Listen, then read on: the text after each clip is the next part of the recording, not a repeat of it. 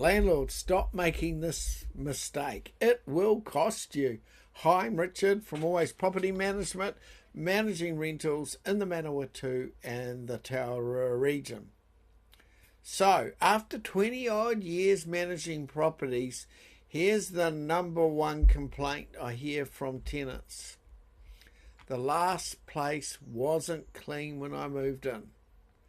The same landlords fought over bond deductions at the end of the tenancy. You can't have it both ways. If you hand over a rental with dusty skirtings, wall marks or grimy bathrooms, the tenant thinks, I guess this is the standard. Then the landlord wants it spotless at vacate and wants to deduct cleaning from the bond. That's when you lose at Tenancy Tribunal. Section 40 of the RTA, the Residential Tenancies Act, says tenants must leave properties reasonably clean and tidy. But that's grey and subjective, right? The standards you set at move-in is generally the standard you get back. There are two types of cleaning: tenants' responsibilities and the landlord business expense. Some landlords mix it up.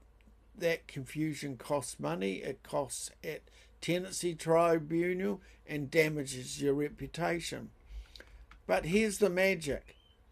When you hand over a property that's been professionally deep cleaned, now that could be by yourself, but it just needs to be really clean, immaculate, high standard. Most tenants match it. They see the respect, they return it. That's lead by example, my email formula in action. I've written a full breakdown in my latest blog. It covers legal reality of Section 40, the two types of cleanings are explained, why professional deep cleaning is a landlord's cost, and how to avoid tribunal disputes. So check it out. See the link in the description. Look, I hope that helps. We'll catch you next time. But do you have a rental property in our area and need help? Let's chat. Making life easier for landlords is what we do.